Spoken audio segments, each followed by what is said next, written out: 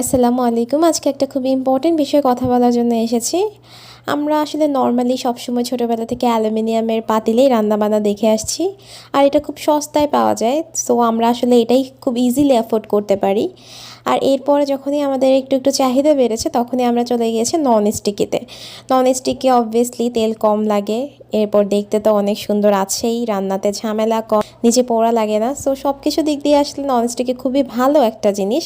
কিন্তু আমরা ইতিমধ্যে মেবি জেনে গেছি সবাই যে ননস্টিকেতে কিন্তু একটা দুটো কিন্তু একটু দাগ পড়লে এরপর এখান থেকে খুবই ক্ষতিকর কিছু কেমিক্যাল বের হয়, যেটা আমাদের শরীরে আস্তে আস্তে ঢুকে আমাদের কিন্তু অনেক গুরুতর অসুবিধায়, গুরুতর রোগের মধ্যে কিন্তু ফেলে দেয়, যেটা আমরা হয়তো পাত্তা দিই না আসলে। কিন্তু এটা যে একটু একটু করে আমাদেরকে ক্ষতি করছে সেটা কিন্তু সায়েন্টিফিক্যালি প্রুভড। সো আমরা চাইলেই কিন্তু এটা থেকে নিজেদেরকে আস্তে আস্তে একটু একটু করে সরিয়ে আনতে পারি।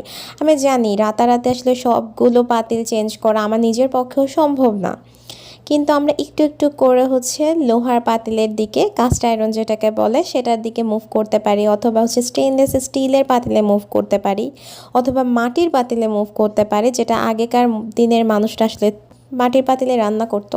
সো আমরা এটা করতে পারি। আর আমরা এখন স্টেনলেস স্টিল আমার পার্সোনালি ফেভারিট, যেটা হানিকম নতুন এসেছে মার্কেটে, যদিও হয়তো নকলে ভরে গেছে মার্কেট।